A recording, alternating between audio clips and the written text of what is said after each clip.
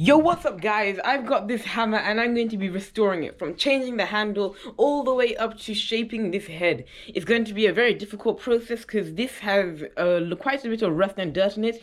So without wasting any more time, let's go ahead and start restoring it. So first I'm going to go ahead and put the hammer inside the vise. It will make it a lot easier to cut off the handle.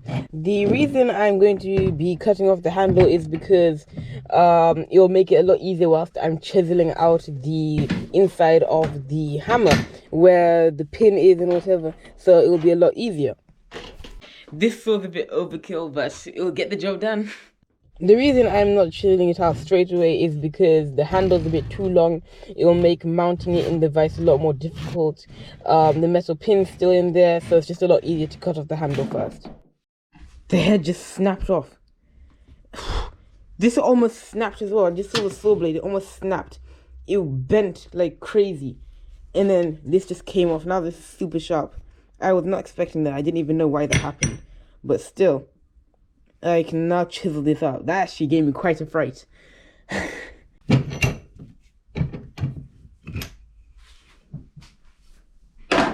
I need to just put this in the clamp and then I can start chiseling it out. I'm going to start with this chisel right here. I haven't used a chisel in like 3 years actually. I don't recall the last time using a chisel. Alright, so here on these final few steps, I just noticed that there actually wasn't a pin inside this handle, which makes me think, how on earth did they get it so secure? You can see how it's split. It's actually really satisfying. And that wouldn't have been able to happen if the pin was still in the hammer.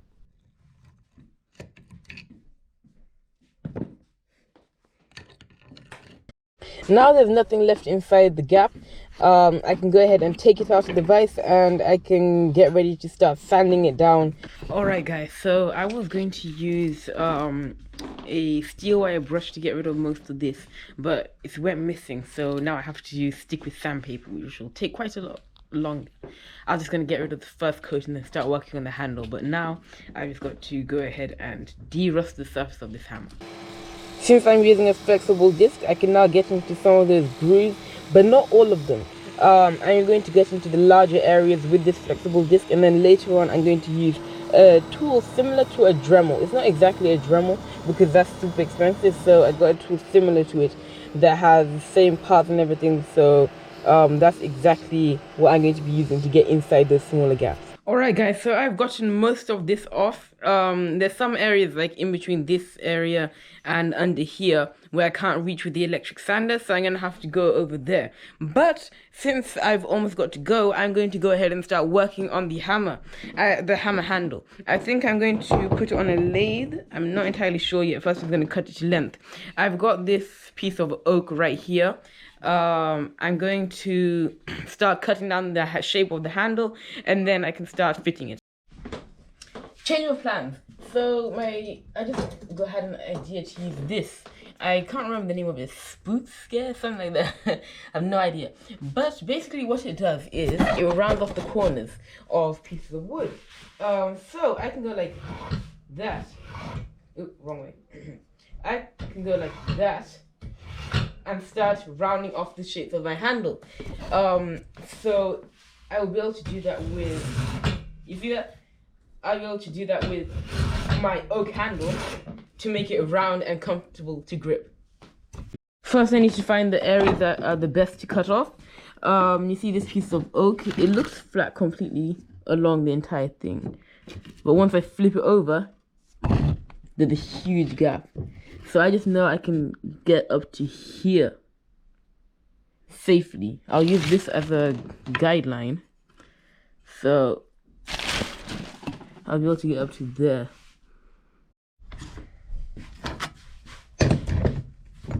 Perfect fit. I'm kind of afraid to use this for now. I'm gonna use this one instead.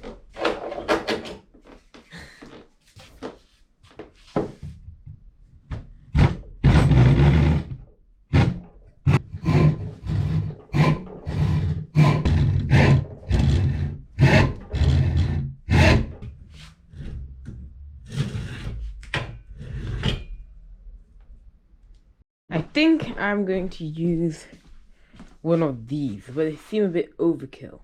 So let me go and get a different tool.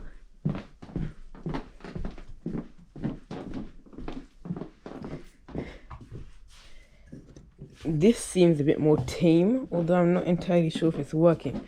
Only one way to find out.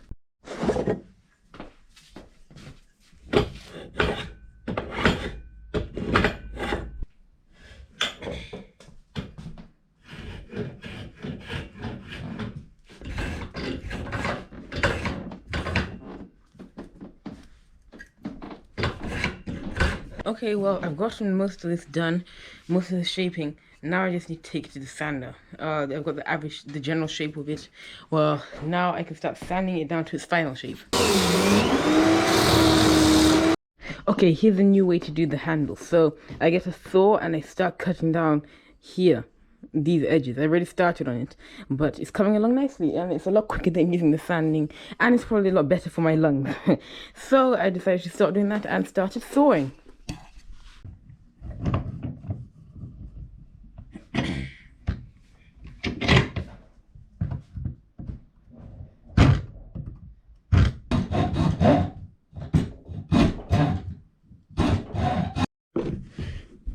Okie dokie, so let's see. It looks around the right size. This is my first time putting it in. Alright.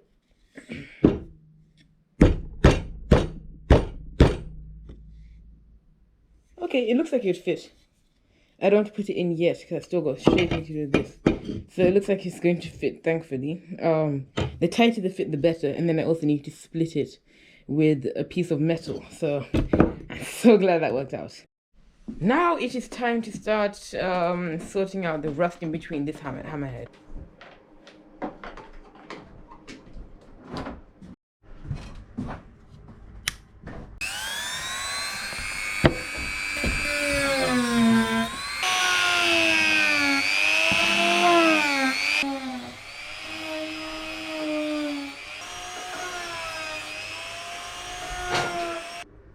Okay, so I have finished sanding down the hammerhead. I don't need to do inside of that gap because the handle will be going in there. No one will see it, but I've finished everywhere else, looking very nice. Now I can start shaping the handle, and I've got another hammer that I'm going to use to mark out the actual shape of it, and then I can start sanding and shaping the hammer.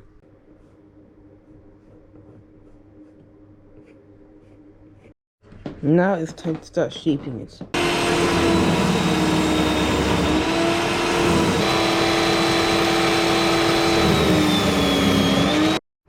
Alright, don't laugh, but this is an absolutely awful attempt at a hammer handle. I've never made a handle before, but this is absolutely awful. I'm gonna try and save it. I don't think I can, but I think I'll leave it at after I finish sanding it down. I think I'll leave it at that and then start attaching the hammerhead. Unfortunately, I messed up the shape of it too badly. It cannot be recovered. You cannot see it very clearly on camera, but in real life it looks very bad. So I'm gonna go ahead and attach the hammerhead. Then once I've done that, I can start the hand sanding on this, make it a lot smoother. Hopefully make it look better than it does right now. It went from awful to bad, so at least it's an improvement. Now I need to go ahead and make a wedge to put inside the hammer handle. Unfortunately, there isn't one already, so I'm gonna have to make it from scratch. A steel wedge. It's a rather lengthy process because it requires a lot of filing and getting the point on it properly. It is a lot harder than you'd expect, and then I have to cut it out as well. It's not too difficult, but it's just a lengthy process. Alrighty, so now here, where the handle is, there's a small little stub which I have to saw down the middle of, because if I saw it down there, it will be a lot easier to split the hammerhead. I don't want to split the handle at all whatsoever, because it's going to be visible, so that will be really, really ugly, and I'll probably have to start all over again, which wouldn't be very preferable. So I have to cut down here, which will make the split only split in that small section over there and will not affect the handle whatsoever. So this is the wedge that I'm going to be using, the one that I made out of that small piece of steel.